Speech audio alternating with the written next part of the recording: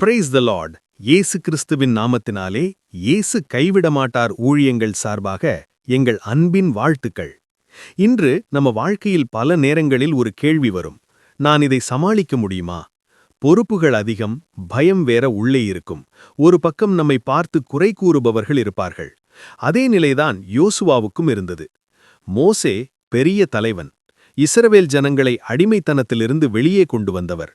அவருக்கு பிறகு தலைவராக நிற்க வேண்டியது யார்? யோசுவா. அவன் உள்ளே பயம் இருந்திருக்கும். நான் மோசே மாதிரி ஆக முடியுமா? ஜனங்களை நான் வழிநடத்த முடியுமா? அந்த நேரத்தில் தேவன் அவனிடம் சொன்ன வார்த்தைதான் யோசுவா 1:5. நீ உயிரோடு இருக்கும் நாளெல்லாம் ஒருவனும் உனக்கு முன்பாக எதிர்த்து நிற்பதில்லை. நான் மோசேயோட இருந்தது போல உன்னோடும் இருப்பேன். நான் உன்னை விட்டு விலகுவதுமில்லை, உன்னை கைவிடுவதுமில்லை. இந்த வசனம் நமக்கு 3 பெரிய உறுதிகளை தருது.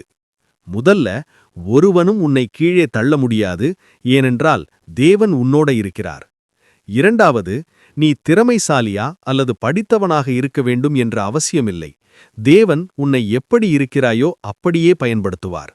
மூன்றாவது, உலகம் விட்டு போகலாம், உறவுகள் மாறலாம், ஆனா தேவன் ஒருபோதும் கைவிட மாட்டார். இன்று நீ வேலை பிரச்சனையில இருக்கலாம், குடும்பச் சிக்கலில் இருக்கலாம், பயத்தோடு இருக்கலாம். இந்த வசனத்தை உன் மனசுக்குள் சொல்லிக்கோ. தேவன் என்னோட இருக்கிறார். அவர் என்னை கைவிட மாட்டார். நீ தனியாக இல்லை. உன்னோட நடக்கிறவர் தேவன். ஆதனாலே பயம் வேண்டாம், நம்பிக்கை வை, முன்னேறு. ஏனெனில் அவர் உன்னை விட்டு விலகுவதுமில்லை, உன்னை கைவிடுவதுமில்லை. உங்களுக்கு இந்த வார்த்தை பிடித்திருந்தால் அனைவருக்கும் தெரியப்படுத்துங்கள். நமது யூடியூப் சேனலை சப்ஸ்கிரைப் பண்ணுங்க. கர்த்தருக்கு ஸ்தோத்திரம்.